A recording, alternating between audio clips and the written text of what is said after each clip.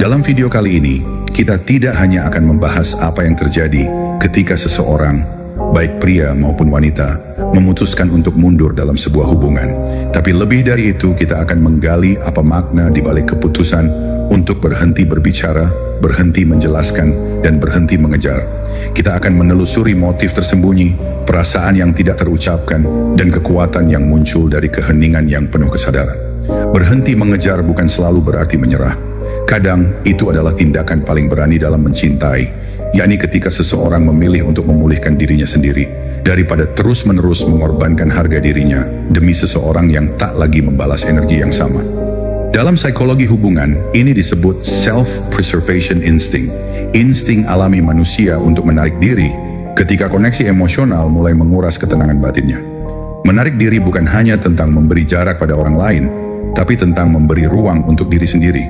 Dan inilah letak kekuatan yang sering terabaikan. Kita semua pernah berada di titik itu, di mana keheningan menjadi bahasa yang lebih jujur daripada kata-kata. Tapi bagaimana keheningan itu ditafsirkan, sangat bergantung pada posisi emosional masing-masing pihak. Dari sisi perempuan misalnya, keheningan seorang pria seringkali membangkitkan ketidakpastian, pertanyaan internal seperti, apakah aku masih berarti baginya? Sementara bagi pria, menarik diri bisa menjadi bentuk perlindungan diri dari rasa ditolak atau tidak dihargai. Namun mari kita lihat dari sudut pandang lain yang lebih dalam, dari filosofi Stoik. Seperti yang dikatakan oleh Marcus Aurelius, ketenangan berasal dari dalam. Jangan mencari kedamaian dari luar. Dalam konteks hubungan, ini berarti bahwa kita tidak bisa bergantung pada respons orang lain untuk merasa utuh. Ketika kita berhenti mengejar, bukan karena kita menyerah, tapi karena kita mulai menyadari bahwa cinta yang sehat tidak bisa dipaksa untuk tetap hidup. Cinta yang sejati adalah pertukaran energi yang seimbang, bukan tarik-menarik yang melelahkan.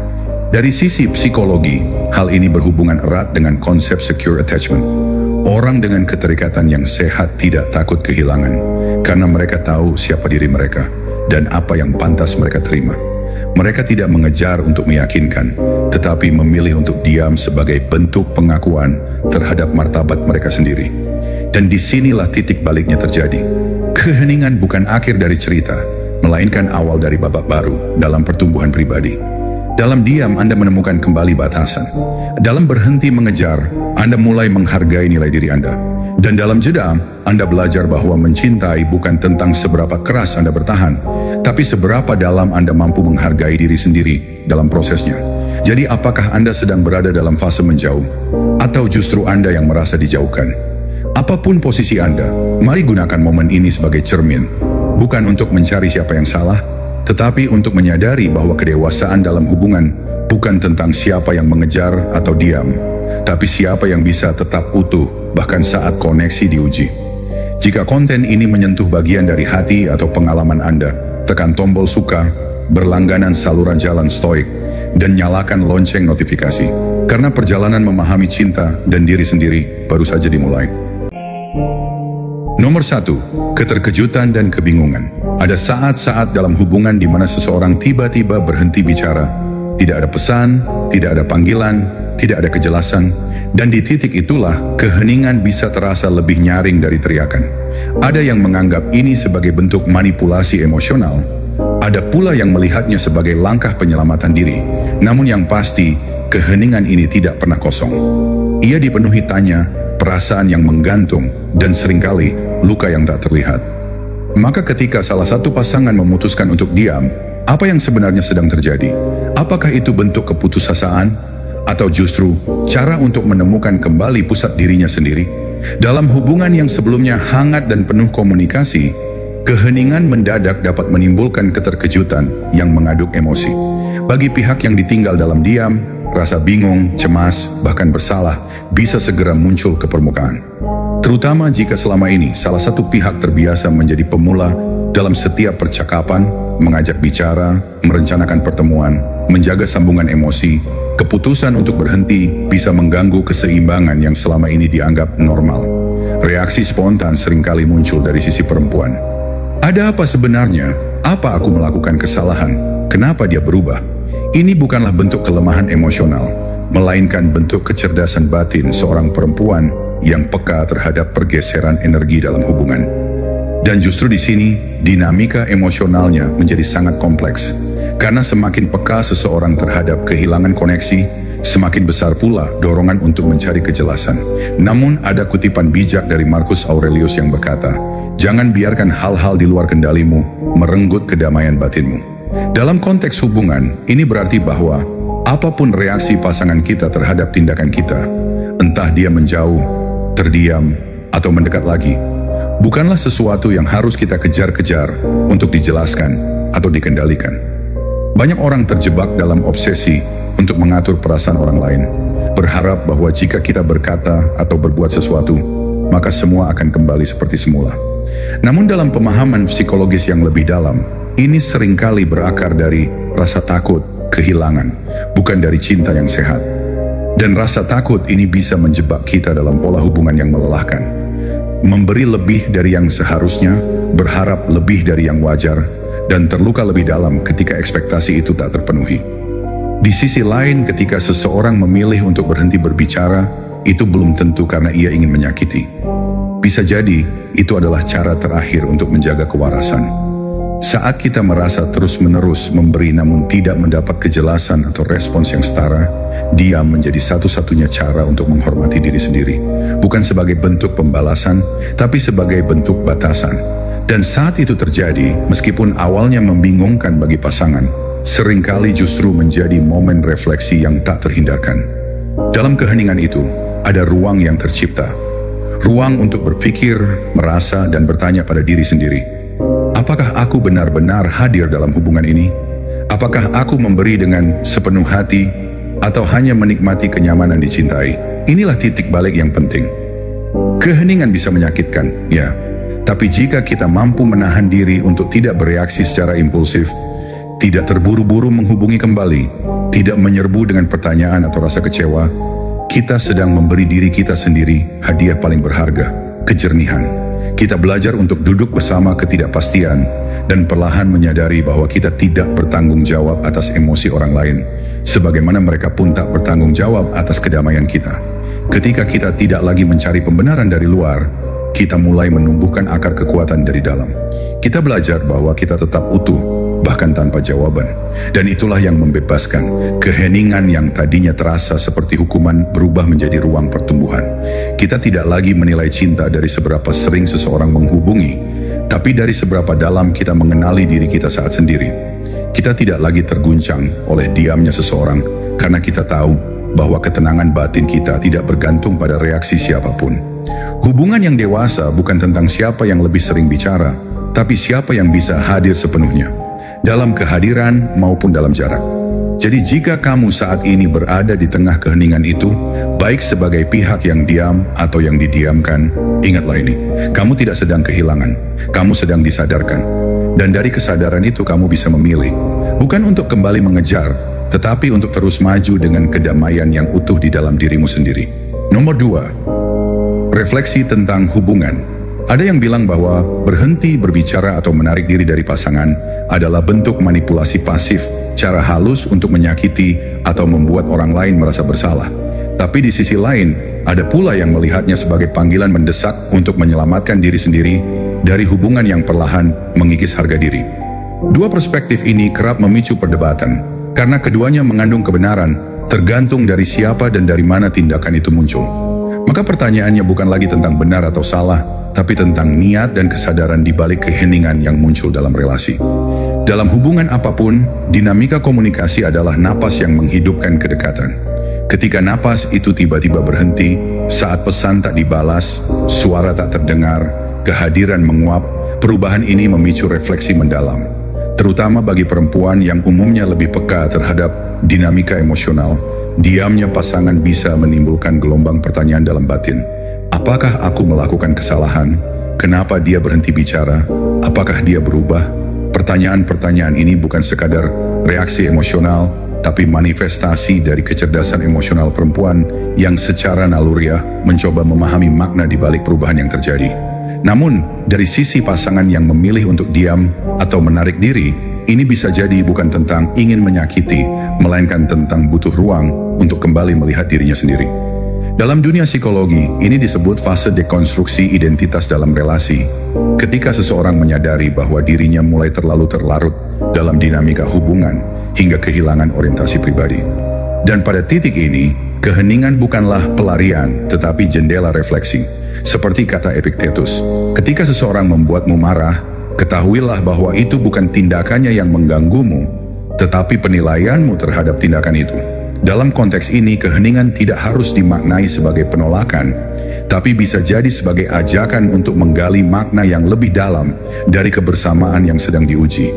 Dalam fase ini, perempuan mungkin akan memutar ulang memori, kata-kata yang pernah diucapkan, percakapan yang pernah terjadi, sikap yang berubah tanpa penjelasan. Tapi justru disinilah refleksi sejati dimulai. Jika selama ini hubungan dijalani dengan pola memberi tanpa menerima, atau berharap tanpa didengar, maka keheningan menjadi cermin yang jujur untuk melihat, apakah aku benar-benar dicintai, ataukah aku hanya dipertahankan karena kenyamanan?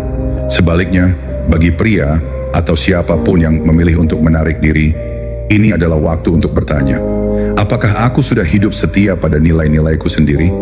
Apakah aku berada dalam hubungan ini karena cinta yang sejati atau karena takut kehilangan? Banyak dari kita yang tanpa sadar mengejar cinta karena merasa tak cukup layak sendirian. Kita mencari validasi eksternal sebagai tolok ukur harga diri, dan itulah yang membuat kita terus bertahan bahkan ketika hubungan tak lagi sehat. Namun menarik diri bukan berarti melepaskan tanggung jawab. Justru ini adalah momen untuk mengambil tanggung jawab penuh terhadap diri sendiri. Daripada menunggu pasangan menyadari kesalahan atau berharap ada permintaan maaf, kita mulai memusatkan perhatian pada proses bertumbuh. Kita mengakui bahwa terkadang kita kehilangan arah karena terlalu sibuk menjadi cukup bagi orang lain. Dan ketika kita berhenti, kita memberi diri sendiri ruang untuk bertanya ulang, apa yang sebenarnya aku butuhkan? Apa yang membuatku bahagia? Apakah aku masih mencintai diriku sendiri dalam hubungan ini? Jika pasangan kita kemudian merenung, mempertanyakan ulang peran dan sikapnya, itu adalah proses yang harus dibiarkan tumbuh secara alami. Tapi jika tidak apa-apa juga. Karena dalam keheningan itu, kita tidak lagi menggantungkan kebahagiaan pada reaksi orang lain. Kita belajar bahwa kendali sejati tidak terletak pada mengubah sikap pasangan, tapi pada keberanian untuk mengubah arah hidup kita sendiri jika itu yang diperlukan. Inilah jalan yang menguatkan, bukan melemahkan. Kita berhenti mengejar bukan karena lelah, tetapi karena sadar. Kita tidak lagi hidup untuk memuaskan ekspektasi orang lain, tetapi untuk merawat keutuhan batin kita sendiri. Dan dari titik kesadaran inilah harga diri tumbuh. Bukan dari apakah seseorang kembali atau tidak, tetapi dari pilihan sadar kita untuk hidup setia pada diri sendiri. Karena sejatinya, hubungan yang sehat bukan tentang siapa yang terus tinggal, tapi tentang siapa yang berani bertumbuh. Meski itu berarti harus berdiri sendiri sejenak demi menjadi versi terbaik dari dirinya. Nomor 3, menguji batasan. Kita semua tahu bahwa hubungan kadang bisa rumit, dan terkadang kita dihadapkan pada situasi di mana orang yang kita suka menguji batasan kita. Mungkin dia tiba-tiba mengirim pesan teks atau mengunggah sesuatu di media sosial yang jelas-jelas ingin menarik perhatian kita. Atau mungkin dia mencoba menciptakan situasi untuk melihat apakah kita akan bereaksi atau kembali ke pola lama di mana kita terus mengejar dia. Perilaku ini tidak selalu bermaksud buruk. Seringkali itu hanya cara untuk mengukur di mana posisi kita atau melihat apakah dia masih bisa memengaruhi perhatian kita. Di saat-saat seperti ini, banyak pria seringkali membuat kesalahan dengan bereaksi secara emosional. Mereka merasakan gelombang ketakutan, takut kehilangan dia selamanya, takut dia akan move on, atau bahkan takut jika mereka diam, itu akan menjadi bumerang bagi ketakutan ini. Akibatnya, mereka cepat-cepat menanggapi pesan atau terjebak dalam permainan yang dia ciptakan. Tapi masalahnya adalah ketika kita melakukan ini, kita tidak bertindak dari tempat yang kuat. Kita bertindak dari ketidakamanan. Nah, disinilah ketabahan sangat penting. Seorang pria yang tabah memahami bahwa kekuatannya berasal dari dalam diri.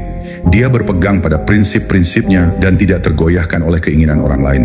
Ketika seorang wanita menguji batasan kita setelah kita berhenti mengejar dia, mungkin dia ingin tahu apakah dia masih bisa memengaruhi perilaku kita. Namun seorang pria yang tabah tetap teguh. Dia tahu bahwa apa yang ada dalam kendalinya adalah tindakannya sendiri, emosi, dan pikirannya. Bagaimana dia berperilaku, apa yang dia pikirkan, dan apakah dia memilih untuk tinggal atau pergi itu sepenuhnya di luar kendalinya. Dan itu tidak apa-apa. Misalnya, jika seorang wanita yang tidak kita kejar mengirimi kita pesan setelah berhari-hari diam, dia mungkin ingin melihat apakah kita akan segera melompat kembali ke dalam percakapan. Alih-alih bereaksi cepat karena kegembiraan atau rasa takut kehilangan, pria yang tabah akan berhenti sejenak. Dia akan merenungkan apakah menanggapi pesan tersebut sejalan dengan nilai dan tujuannya. Mungkin dia memilih untuk menanggapi, tetapi tanggapannya tenang dan tidak didorong oleh kebutuhan untuk menyenangkan atau membuatnya terkesan. Atau mungkin dia memutuskan untuk tidak menanggapi sama sekali, menyadari bahwa terlibat dalam momen itu juga tidak melayani kepentingan terbaiknya. Reaksi atau keputusan untuk tidak bereaksi berasal dari tempat kekuatan batin, bukan dari impulsivitas emosional. Mudah untuk terjebak di sini karena kita sering berpikir bahwa mengejar perhatian dia akan membuat kita memenangkannya. Namun seringkali dengan terus-menerus mengejar, kita justru kehilangan rasa harga diri kita. Seorang pria yang tabah tahu bahwa dia tidak perlu mengejar validasi atau persetujuan dari siapapun, bahkan dari seorang wanita. Dia menghargai nilainya yang tidak tergantung pada perhatian atau kasih sayang. Itu datang dari dalam diri. Ketika kita berdiri teguh dan mempertahankan batasan kita, kita mengirimkan pesan yang kuat. Kita menunjukkan pada dia, dan yang lebih penting, pada diri kita sendiri, bahwa harga diri kita tidak bergantung pada reaksi atau persetujuannya. Pikirkan seperti ini. Dengan tidak bereaksi terhadap setiap ujian atau provokasi, kita menunjukkan stabilitas emosional dan kepercayaan diri. Wanita seperti orang lain tertarik pada kekuatan, bukan kekuatan yang datang dari mengendalikan orang lain, tetapi kekuatan yang datang dari mengendalikan diri sendiri. Seorang stoik memahami bahwa hidup akan selalu menghadirkan tantangan dan ujian, baik dari orang lain maupun dari keadaan. Tujuannya bukan untuk menghindari ujian-ujian ini, tetapi untuk menanggapinya dengan kebijaksanaan dan ketenangan.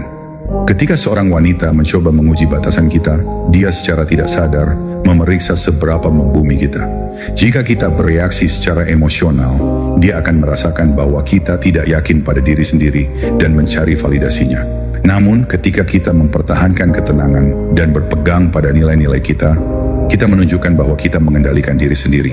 Ini bukan tentang berpura-pura atau memanipulasi.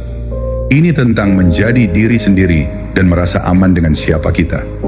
Kita tidak mengabaikannya untuk membuatnya mengejar kita. Kita hanya memprioritaskan kedamaian pikiran dan harga diri kita sendiri.